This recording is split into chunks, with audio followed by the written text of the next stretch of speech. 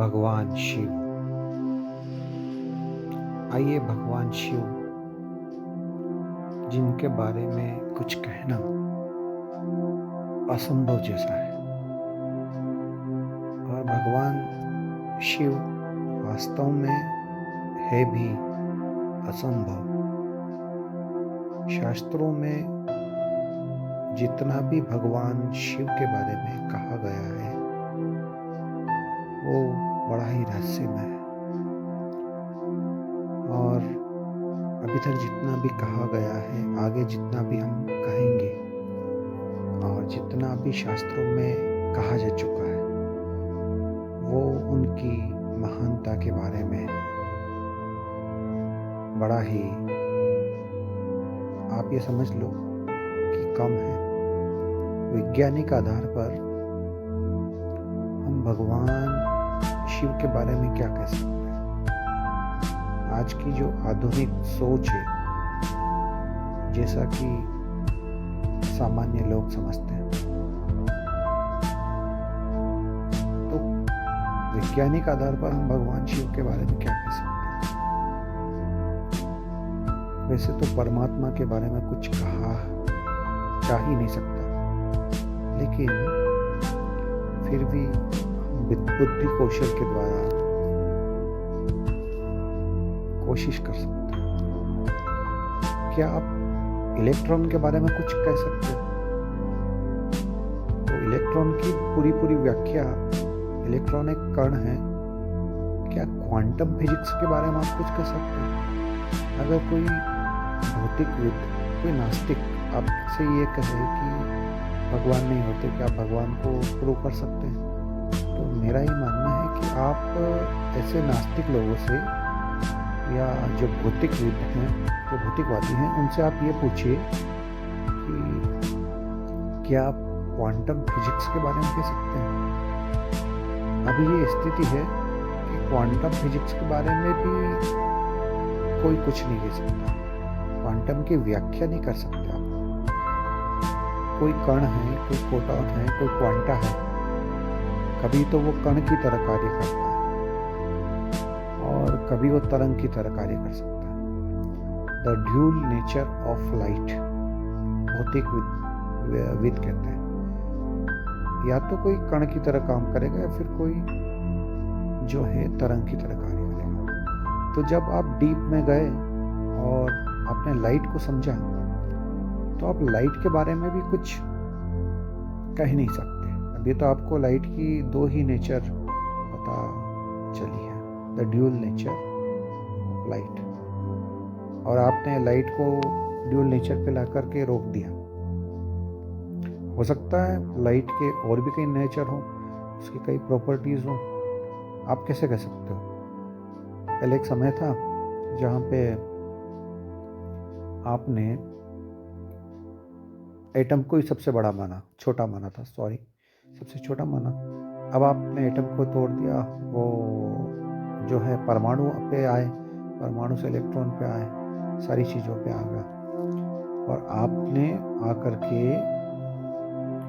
अब लाइट पे आपने कह दिया ड्यूल नेचर ऑफ लाइट, और फिर क्वांटम पे आके आप कह रहे हैं कि क्वांटम, कई यूट्यूब पे आप वीडियो देखो कि क्वांटम फिजिक्स को आप ठीक से समझो तो क्वांटम फिजिक्स और सनातन धर्म की जो विचार शक्ति है, विचार शक्ति पे जितने भी प्रयोग किए गए हैं, जितने भी यूट्यूबर हैं जो ज़्यादातर कॉन्शियस माइंड से अनकॉन्शियस माइंड क्वांटम मैकेनिज्म पे बताते हैं, तो वो ऐसा कहते हैं कि आप विजुलाइजेशन करो, डीप विजुलाइजेशन करो तो क्वांटम फिजिक्स जैसी स्थिति हो जाती है। कई नोबेल पुरस्कार विजेता जो हैं उन्होंने भी कह दिया कि कभी कभी तो ये पूरा ब्रह्मांड, पूरा विश्व विचार की तरह लगता है। तो भगवान के बारे में भी कहा जा चुका है। जैसे क्वांटम फिजिक्स को आप परिभाषित नहीं कर सकते। क्वांटम फिजिक्स के बारे में आप कहोगे कि ये बियॉन्ड लैंग्वेज है। तो भगवान जो क्वांटम फिजिक्स से भी परे है, जिससे आपके क्वांटा घूमते हैं, उन क्वांटों को घुमाने की जो शक्ति है उसके बारे में सनातन धर्म में कहा गया है। अभी तो आप क्वांटा कैसे घूमता है, क्यों घूमता है, ये भी आपको मालूम नहीं। तो क्वांटा को जो घुमा रहा है, एक एक क्वांटम के कण को जो घुमा रहा है, उस शक्ति के बारे में भी सनातन धर्म में कहा गया है। और वो जो शक्ति है, उस शक्ति को हमारे सनातन संस्कृति में प्राण ऊर्जा कहा गया। प्राण ऊर्जा, और प्राण ऊर्जा को भी 5 प्राणों में बांटा गया है। प्राण ऊर्जा, प्राण, अपान, समान, व्यान, उदान आदि। और प्राण को भी वायु में बांटा गया है। तो उस वायु में जो धनंजय वायु है, उस धनंजय वायु को तो की जो स्पीड है वो तो प्रकाश से भी ज़्यादा बताई गई है। हमारे इसमें प्रकाश को सबसे तेज उसकी गति बताई गई है। अब ये विषय जो है, इसको हम भगवान शिव से कैसे परिभाषित कर सकते हैं? अभी आप कई यूट्यूब को देखें, यूट्यूबर को देखें या वीडियो को देखें, तो उसमें ब्लैक होल के बारे में कोई वीडियो आप समझ सकते हैं।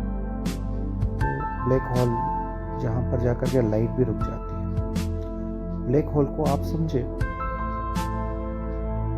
ब्लैक होल मतलब एक ऐसा होल जो बहुत काला हो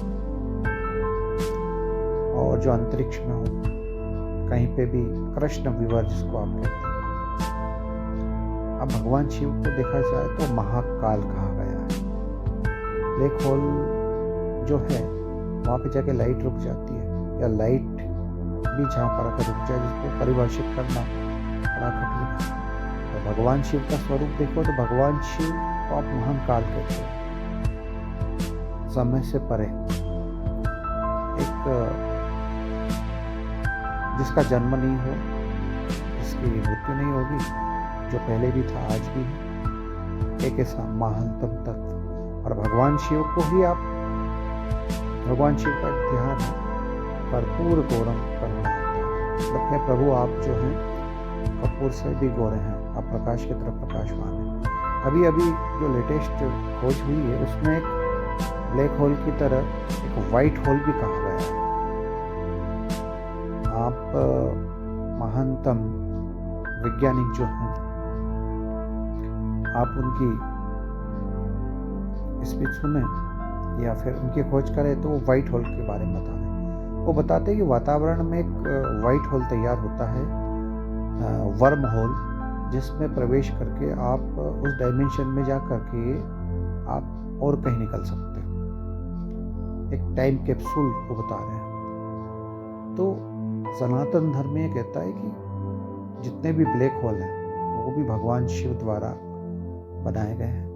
और भगवान शिव जहाँ महाकाल के रूप में ब्लैक होल को तैयार करते हैं, पूरी सृष्टि को निगल लेते हैं, वही भगवान शिव ही डमरू के द्वारा सनातन सृष्टि, जो सृष्टि दिखाई देती है, उसको बनाते भी हैं।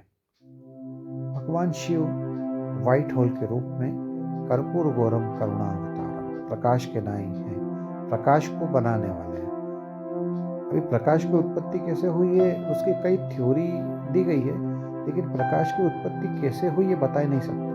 लेकिन सनातन धर्म ये कहता है कि प्रकाश की उत्पत्ति कैसे हुई वो भी बताते हैं। आप वेदों को पढ़ो, अभी वैज्ञानिकों ने कई बड़ी बड़ी मशीनें बनाई हैं, लेकिन वो खोज नहीं कर पा रहे।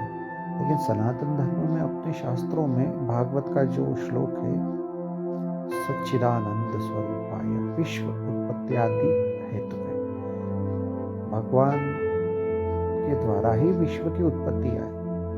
और भगवान को बारे में कहा कि भगवान पहले भी थे, आज भी है, आगे भी रहेंगे। तो भागवत के श्लोक पर भी अगर रिसर्च किया जाए तो पहला श्लोक ही है विश्व की उत्पत्ति, स्थिति और लय तीनों के बारे में बताना।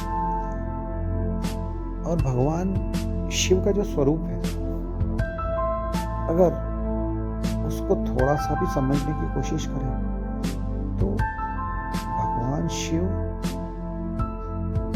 करुणा के अवतार हैं। हिंसक से हिंसक जीवों को भी भगवान शरण दे रहे हैं।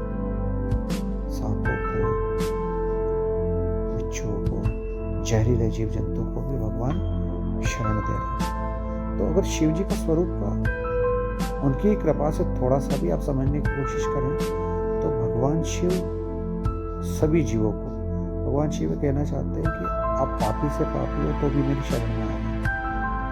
अरे आप मनुष्य नहीं हो, आप भूत प्रेत हो तो मैं भूतों का नाथ हूँ, आप मेरी शरण में आ गए। तो ऐसे भगवान शिव को हम प्रणाम करते हैं। आगे सत्य की जानकारी में हम और भी भगवान परमात्मा शिव से जुड़े हुए कुछ रहस्यों पे शास्त्रों के आधार पर चर्चा करने की कोशिश करेंगे। ओम नमः शिवाय। ओम।